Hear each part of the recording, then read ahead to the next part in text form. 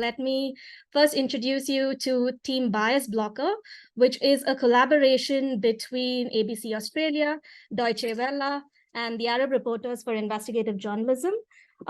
They've been developing an AI plugin to detect bias and discrimination in text in real time in 2 languages, Arabic and English. So as you can imagine, a lot of work, a lot of hard work on this particular project. And I have with me today Saja Mortada from the Arab Reporters for Investigative Journalism and Ipek Baris from Deutsche Welle, who will be taking over the stage and telling us more about their project. Saja, Ipek, over to you. Hello, everyone. Thank you so much, Lakshmi. I am Saja Mortada, the manager of the Arab Fact Checkers Network, AFCN, which is part of ARIJ, Arab Reporters for Investigative Journalism. Me and my colleague Ipek from DW will be presenting our project within the AI Journalism Fellowship with Polis called BiasBlocker. I'm going to share my screen. Just give me 1 second.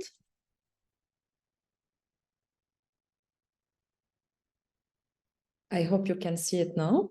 So AI for Fairer Reporting, BiasBlocker team, which is a collaboration between DW Germany, ARIJ Jordan, or in the Arab world, and ABC Australia. First of all, this is our team.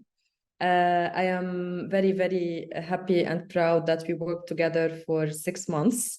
I would like to introduce them to you. Ipek, she is a data scientist from DW Germany. Daphne, a digital journalist and editor from DW. Marianne, she is a data reporter from ABC Australia. Kevin, he is an investigative reporter from ABC Australia.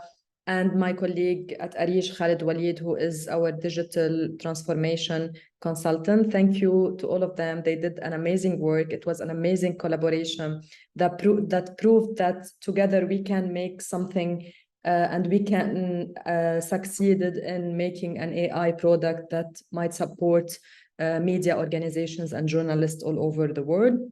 And of course, thank you to Polis for their efforts, Lakshmi for her support throughout the 6 months. It was an amazing experience for all of us. I will talk editorially today, and Ipek will be talking technically about our project. Our journey, to summarize our journey, first of all, we focused on research to understand what is bias. What can we manage to deliver? Which topics do we want to cover about bias? How we will annotate the data? How we can understand bias better? How we can develop our code book to be able to identify bias in media content? And of course, we answered a very important question that is why such a tool is needed for media organizations and journalists around the world. Why we need a tool that can detect bias in 2 different languages, English and Arabic, and to suggest more inclusive alternative for a biased text. The second phase was the most complicated phase, which is the data gathering and collection and correction. The first thing we did that we scanned and gathered news articles, reports, and research papers to gather data about bias in journalism content in English and in Arabic. Detecting feasible NLP models, of course. Our 3 technical team members, Ipek, Khalid, and Marianne, focused on that.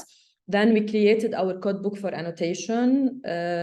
What are the different kinds and types of bias? First, it was framing, demographic, etc. We had a clear and very useful code book to identify bias in content. And of course, we hired external annotators to help us improve the data quality and quantity that we have. And we also, as a team, worked on annotating data in Arabic and in English language. The third phase was the technical improvement. That Ipek will talk about more later, so I don't want to take a lot of time. We faced, of course, some challenges. but we managed to have the tool or a beta version of the tool ready regarding these challenges. First of all, the data gathering was very complicated. We didn't have a lot of data, especially in Arabic. It was very, very hard to get data about bias in Arabic content.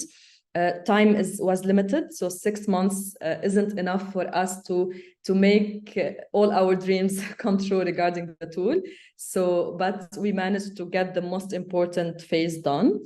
The budget is small for us. You know how much costs building an AI tool. So the resources was limited, and we worked within these resources.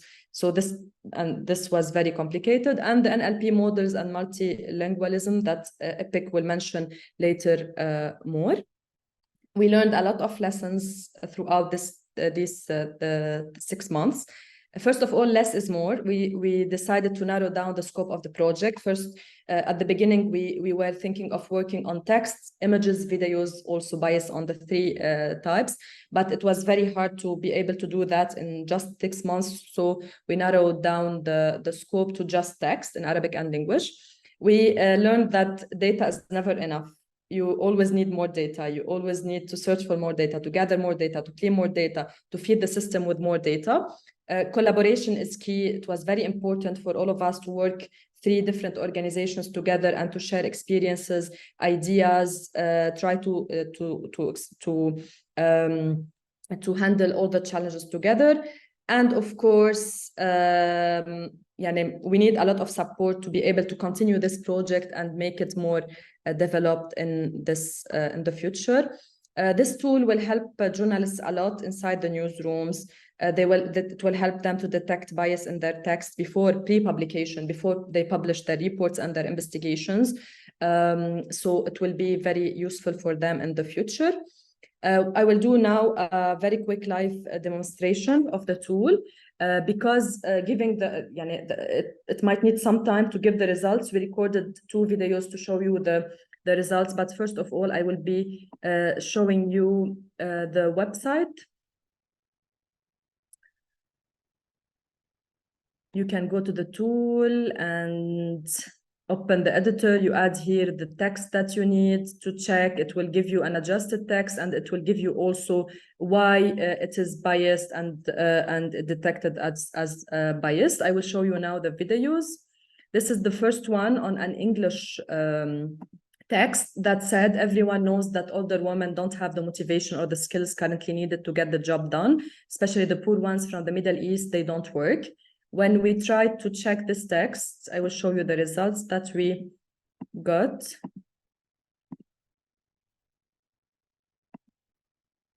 Okay, because we don't have time, I will manage it. Okay, so I added the text here.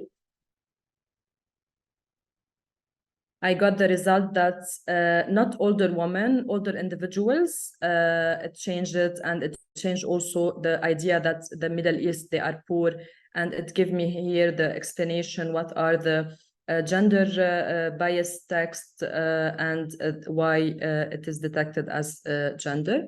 And the second example is in Arabic for Arabic speakers who are with us today. I will just show it quickly. So the first text is,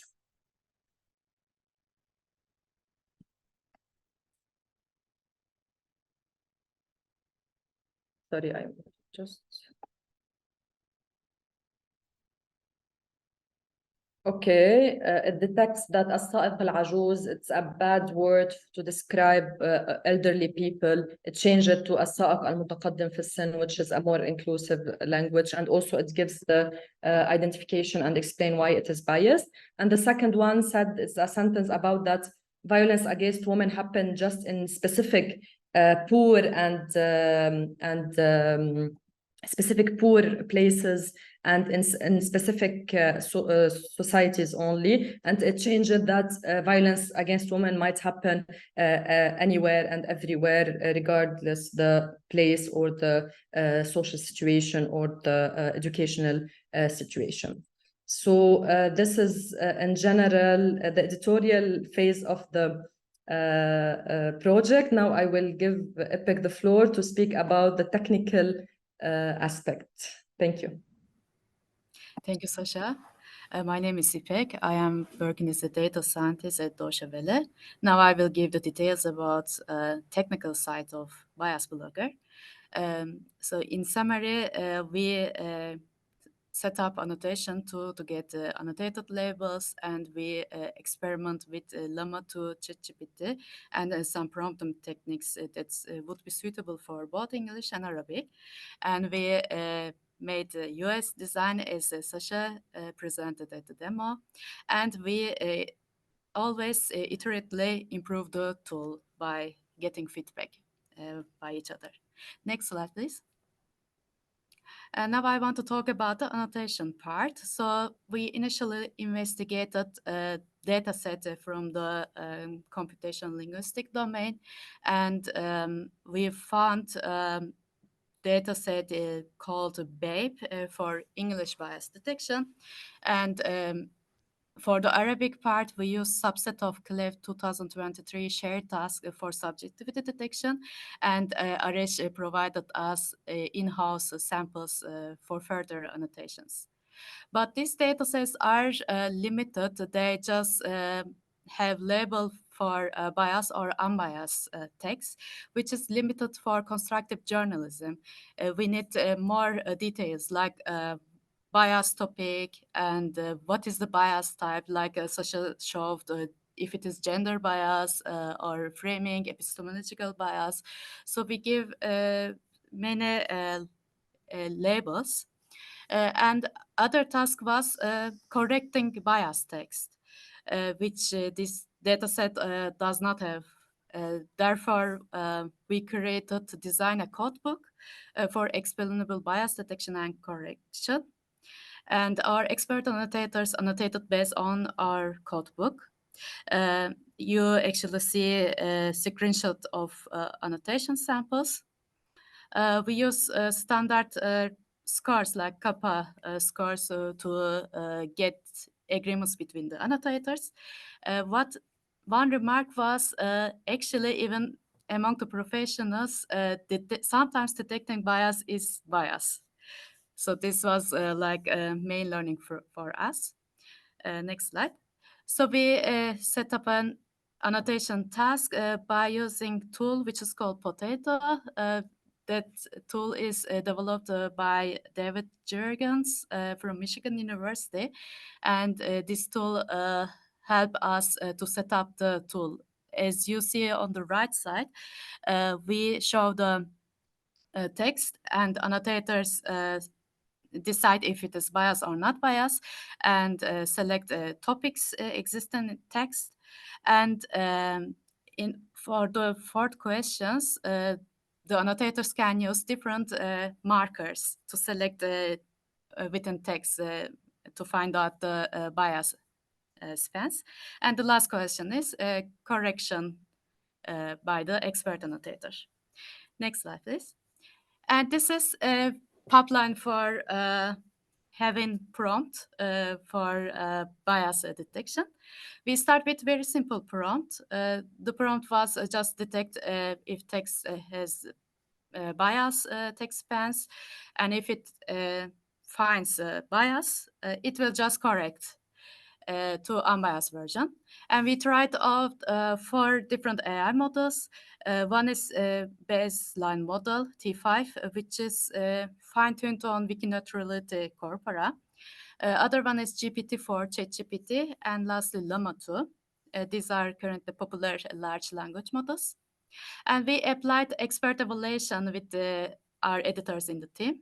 They, for example, check if produced text is biased or unbiased, if it creates some hallucinations, misinformation, and if it changes writing style, etc. And then we refine our prompt based on this evaluation and codebook. And in the end, we use 2 models integrated to our tool. Llama 2 and ChatGPT used by English. And for Arabic, we use ChatGPT because that was the only model in terms of economical model we can get. And next slide. This is our prompt. So it's very large prompt because it contains some elements from our codebook. And unlike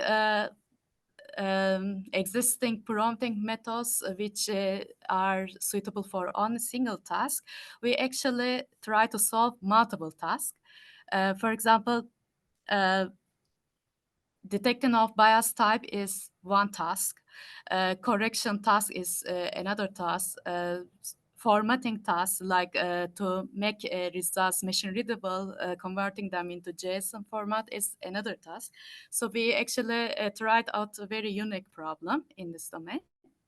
And we tried compared simple prompt, codebook prompt plus examples, Arabic codebook, which is Arabic translation of the prompt you see on the left side, and English codebook and Arabic examples. And the blue ones, codebook plus examples, worked well on the English dataset, and surprisingly, English codebook plus Arabic examples worked well on the Arabic sets. Next slide, please. But it's also not perfect, as I would say, but this helped us constructed benchmark datasets in English, Arabic for explainable bias detection and correction. It's like an initial step for constructive journalism. And as I said, even among professionals, determining bias is bias, so there should be some boundary to solve bias types. And plus thing is, integration of codebook is really useful, and definition produces better results even for Arabic. And one remark is zero short language models like ChatGPT, Llama 2 are not ready for explainable bias detection, but they could be useful for codebook development and active learning human-in-loop AI development. Next slide. And of course, our future work, we would like to finalize our benchmark data set and share with the public. And using ChatGPT and Llama 2 maybe not suitable for unpublished work, so we would like to train our private large language models, and we would like to get more annotation in Arabic and English. And of course, we would like to get more funding for advancing this problem. Thank you so much. Thank you so much. Just if you have any ideas, if you can support us, if you want to test the tool and give us feedback and or support us in annotation, etc., please get in touch with us. These are our emails. I will send them also in chat. Get in touch with us and we will lead from there. Thank you so much. Amazing. Thank you, Saja, and thank you, Ipek, for that fascinating presentation. We are almost at time. In fact, I think we are at time, but we'll take one question. If you look at the Q&A box, Ipek and Saja, there are a bunch of questions there. I would take the last question. One is, can BiasBlocker also detect political bias? Can it detect bias in a journalistic article favoring a political party over another party, or does it focus on detecting discriminatory bias against minoritized communities more broadly? I would prefer to give the floor to one of our team members to join us. Maybe Daphne, you can answer this question. Hello, everyone. So yeah, in our annotation tool, we are selecting different bias types. So there is this option for both political bias, and we have examples, exemplary texts from news articles that include political bias. We as annotators already selected such text, but this is work in progress. So this is one aspect where we need more data. And it's a part of the project. Will it do it 100%? Not yet. This is some summary I can give. I hope I didn't miss a part of any of the question. Awesome. Thank you. Thank you, team.